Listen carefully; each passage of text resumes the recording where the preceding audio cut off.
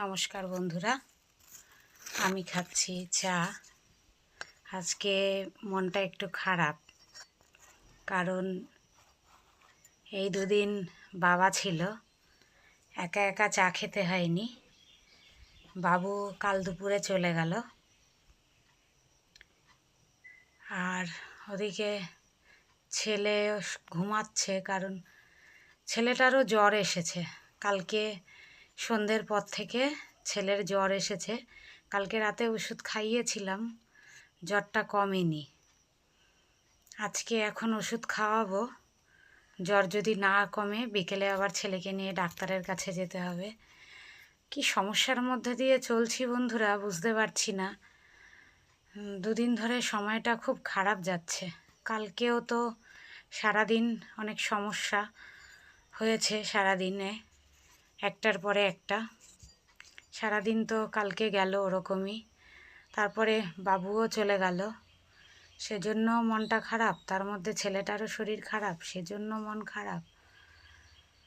বাবুকে বলেছিলাম কালকে দিনটা একটু থেকে যেতে, কিন্তু বাবু তো বাড়ি ছাড়া একদম থাকে না। তাও এবারে এসে আমার কাছে 3 রাত ছিল।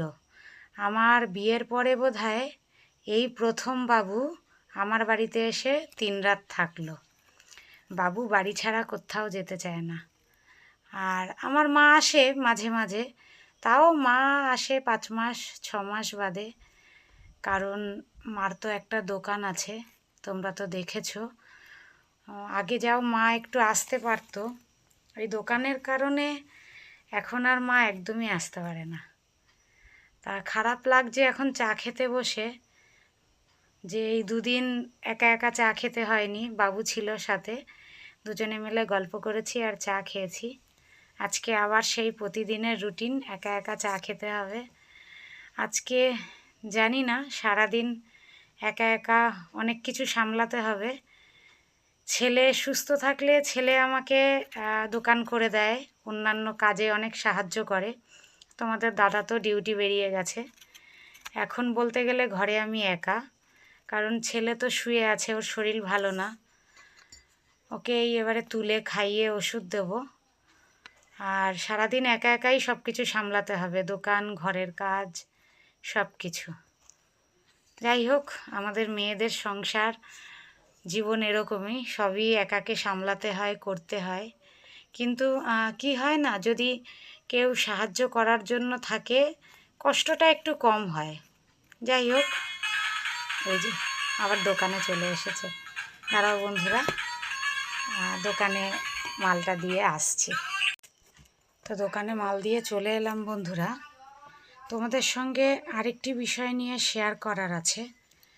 কালকে আমাদের পাশের ফাঁকা বিল্ডিংয়ে একটা ঘটনা ঘটেছে, যে ঘটনার কথা বলাও বারণ বা ভিডিও করে দেখানোও বারণ। তাই আমি সে বিষয় নিয়ে কিছু বলতে পারছি না।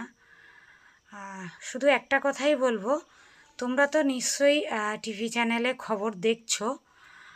তো সে খবর দেখে তোমরা হয়তো পরিস্থিতি বা চারিদিকে কি হচ্ছে না হচ্ছে বুঝতে পারছো আশা করি।